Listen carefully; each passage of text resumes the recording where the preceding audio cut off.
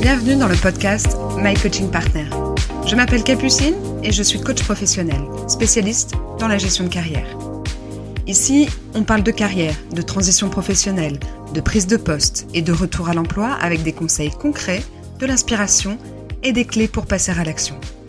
Si vous cherchez à dynamiser votre parcours professionnel, à naviguer sereinement à travers une transition ou à vous épanouir dans un nouveau rôle, ce podcast est fait pour vous. Bonne écoute! Aujourd'hui, je vais aborder un sujet qui suscite autant d'enthousiasme que d'inquiétude dans l'industrie du luxe. C'est l'utilisation de l'intelligence artificielle au bureau. Si vous êtes cadre ou dirigeant, vous ressentez probablement cette tension. D'un côté, la pression de gagner en efficacité et en rapidité, et de l'autre côté, le risque de compromettre ce qui fait votre valeur première, à savoir votre crédibilité.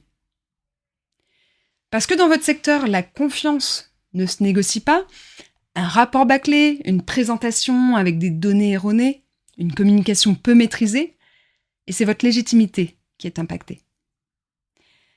Alors, voici la question que je vous pose. Comment utiliser l'IA pour gagner du temps sans sacrifier la qualité et la fiabilité de votre travail ? Dans cet épisode, je vais vous partager les 3 risques invisibles qui entament votre crédibilité quand vous utilisez l'IA, un protocole en 5 étapes pour garantir la qualité de vos productions et une checklist actionnable pour appliquer cette approche dès demain. Mon objectif, c'est que vous repartiez avec une méthode claire pour utiliser l'IA en toute sérénité, sans jamais compromettre votre exigence professionnelle. C'est parti. Commençons par identifier ce qui peut mal tourner. Parce que le problème avec l'IA, c'est pas l'outil en soi, c'est vraiment la façon dont on l'utilise. Bon, le premier risque, c'est la confidentialité. Vous copiez-collez un brief stratégique dans ChatGPT pour qu'il vous aide à structurer un plan d'action. Le problème, c'est que ce brief contient des informations sensibles sur votre marque, vos objectifs commerciaux et vos équipes. Sans le vouloir, vous avez exposé des données confidentielles. Et même si vous faites confiance à l'outil, vos interlocuteurs, eux, ne savent pas ce que vous avez partagé. Votre manager découvre que vous utilisez l'IA sans considération de la confidentialité, et alors votre jugement professionnel est remis en question. Alors moi, ce que je vous invite à faire pour éviter ça, c'est de ne jamais partager de données nominatives, financières sensibles ou stratégiques confidentielles dans un outil d'IA public. Si vous avez un abonnement, par exemple à ChatGPT, c'est déjà différent. N'oubliez pas de cocher cette case qui n'autorise pas l'IA provider à utiliser vos données pour entraîner ses modèles. La bonne pratique, c'est aussi d'anonymiser systématiquement. Remplacer les noms, les chiffres précis, les projets identifiables. Et si votre entreprise dispose d'un outil interne sécurisé, privilégiez-le pour tous les contenus sensibles. Le deuxième risque, ce sont les hallucinations. L'IA génère du contenu qui semble cohérent, bien formulé, convaincant, mais factuellement faux. Si vous préparez par exemple une présentation pour le COMEX, l'IA vous propose des chiffres de marché, des références d'études. Vous les intégrez et en réunion, une personne vous demande la source. Et là, vous découvrez en direct que l'étude n'existe pas. Le résultat, c'est que votre crédibilité en prend un coup. Vous passez pour quelqu'un de négligent qui ne vérifie pas ses sources. Alors moi, ce que je vous invite à faire, c'est de bien toujours vérifier les faits, les chiffres, les citations, les références produites par l'IA. Considérez vraiment l'IA comme un assistant de rédaction, jamais comme une source d'autorité. Et n'oubliez pas de croiser avec des sources fiables avant d'utiliser une donnée dans un contexte professionnel avec un enjeu. Vous pouvez également challenger l'IA, dire d'où viennent tes sources, es-tu sûr de ces informations que tu me donnes ? Le troisième risque, c'est la traçabilité et la propriété intellectuelle. Vous utilisez l'IA pour rédiger des contenus stratégiques, que ce soit des propositions, des plans de communication, des analyses, mais demain, quelqu'un découvre que 2 parties de votre document se retrouvent mot pour mot dans une production externe.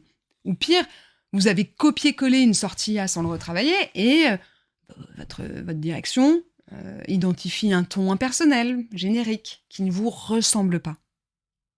À ce moment-là, vous perdez en authenticité, en impact, et votre valeur ajoutée devient floue.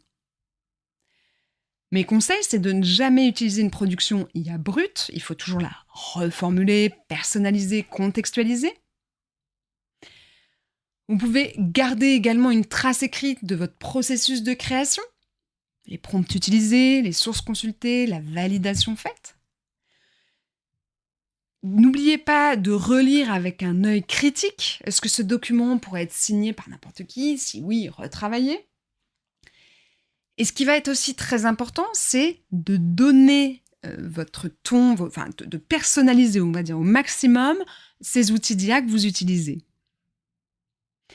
Ça passe par la création de documentation avec, par exemple, des supports que vous avez rédigés vous-même, des articles que vous avez rédigés vous-même, et de le donner à l'IA pour qu'il comprenne votre manière de vous exprimer.